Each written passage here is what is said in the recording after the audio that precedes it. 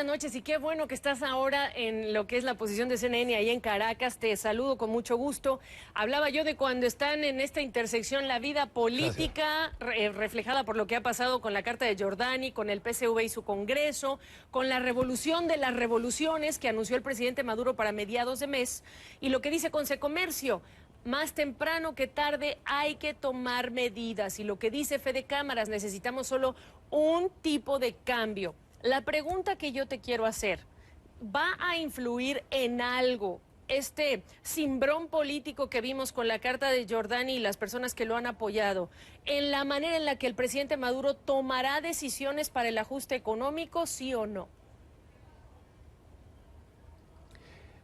Sí, sin duda que sí.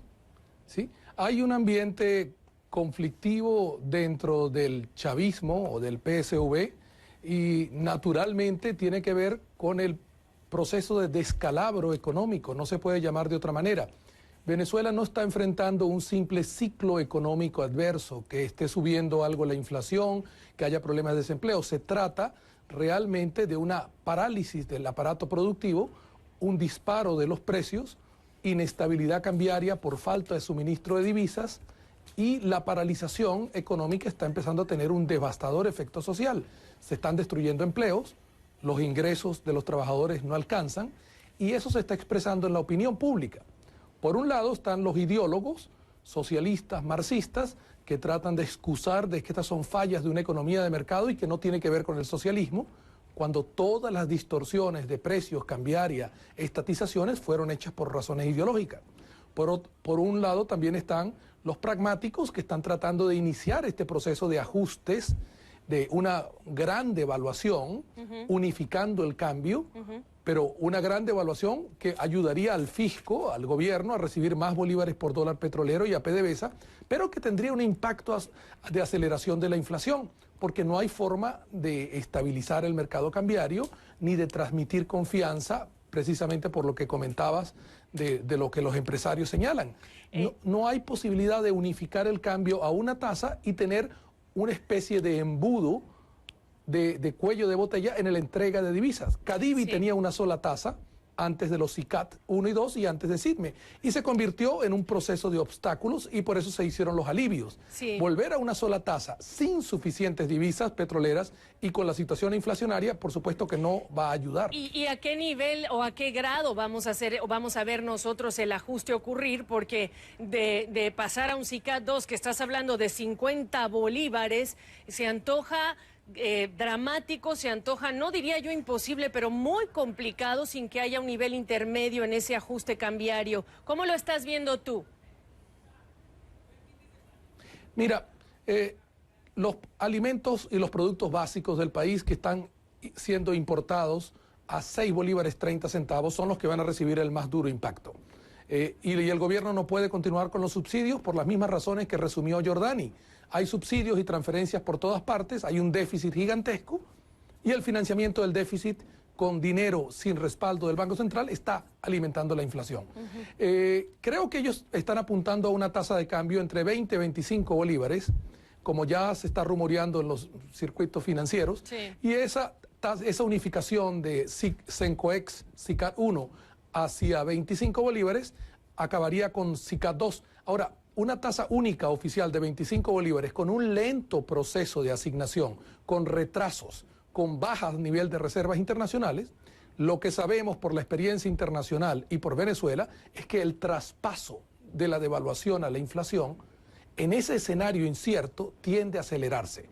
Idealmente, cuando hay credibilidad y una posición de política económica ordenada, eso ayuda a bajar el traspaso. Pero en este caso no es así. Creo que Nicolás Maduro tiene una situación política difícil, fruto del manejo, ya del deterioro económico agudo, y que lo están presionando por distintos lados. Rafael Ramírez, por otra parte, no está ayudando mucho cuando hace promesas más bien de poco contenido. Hoy dijo en un evento petrolero que abundaban las divisas. Si abundan las divisas, ¿por qué tenemos un desabastecimiento crónico por falta de divisas? Y lo leí. Entonces, y no tiene mucho sentido. Hay un abuso con la verdad. Y no tiene, y yo te quiero incorporar aquí porque hay tantos factores aquí que hay que tocar y tenemos que regresar al Congreso del PSV porque es la razón por la que yo te traje esa intersección en la situación dura, difícil, complicada que está viviendo la economía venezolana y los venezolanos y ahora el tema político. Orlando Borrego, el asesor cubano que nombra el presidente Maduro, en el contexto de mediados de julio, la revolución de las revoluciones, yo me pregunto, en ese panorama futuro de ajuste económico, ¿qué influencia van a tener las ideas de alguien como Orlando Borrego, que fue cercano colaborador del Che, ocupó cargos en Cuba, sobre la medicina que necesita Venezuela, pero porque es inevitable ya asumirla? Mira, Gabriela, Venezuela necesita un ajuste de mercados, hacer funcionar el mercado cambiario, normalizar el mercado de bienes y servicios y estabilizar precios. Necesita política económica de una economía moderna. El señor Borregos, el economista cubano, no tiene nada que aportar en esto. Probablemente hay dos cosas. Uno, dado el debate ideológico y la presión de la izquierda dura, de la izquierda marxista, que además tiene grupos de asesores internacionales que están viendo esto como un ajuste neoliberal. Ese término de los años 90 de que todo lo que sea con mercados es neoliberal, cuando eso es una posición de conservadores extremos que hubo en los años 90. Pero bueno, esa reacción posiblemente trajeron a un economista cubano para encubrir el proceso de algo de izquierda, cuando en realidad están tratando de hacer un ajuste de mercado, bueno, de mercado a medias, porque no pueden ni normalizarlo.